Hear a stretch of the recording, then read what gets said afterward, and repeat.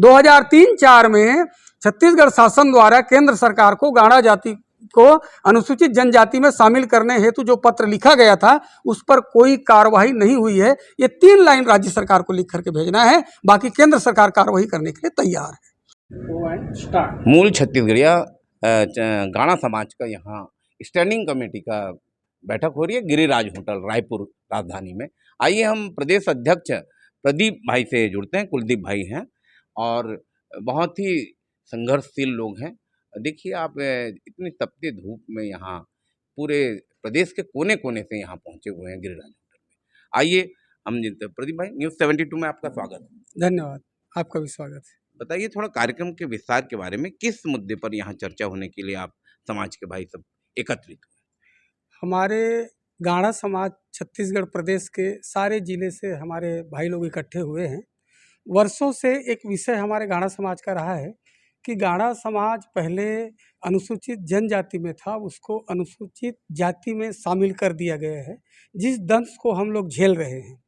और अनुसूचित जाति से अनुसूचित जनजाति में शामिल करने के लिए हमारे पुरोधा व्यक्तियों ने बहुत प्रयास किया, जिसमें सम्मानित श्री B.R. चौहान जी हैं, अखिल छत्तीसगढ़ चौहान कल्याण समिति के नाम से 1990 से 2012 तक के दस्तावेजों के माध्यम से अपनी लड़ाई लड़ते रहे। और सम्मानीय स्वर्गीय श्री गंगूराम बघेल जी जन समूह और दस्तावेजों के साथ उनके साथ में रहे श्री सुंदरदास कुलदीप जी और श्री धनेश राम नेताम जी। ये भी छत्तीसगढ़ राज्य अलग होने के बाद, मध्य प्रदेश से अलग होने के बाद सप्रेशाला मैदान में तत्कालीन मुख्यमंत्री से कार्यक्रम प्रस्तावित किए और अजित प्रमोद कुमार जोगी मुख्य अतिथि थे। गाड़ा समाज को अनुसूचित जनजाति में शामिल करने के लिए पूरे छत्तीसगढ़ के गाड़ा समाज इकट्ठा हुआ। इसी तारतम्य में श्री कंचन दास कुलदीप जो कोंडा गांव के थे, वो तत्कालीन मध्य प्रदेश जब हुआ करता था उस समय 80 के दशक में वहाँ भोपाल जाकर के किसी विधायक से प्रश्न लगवाते थे।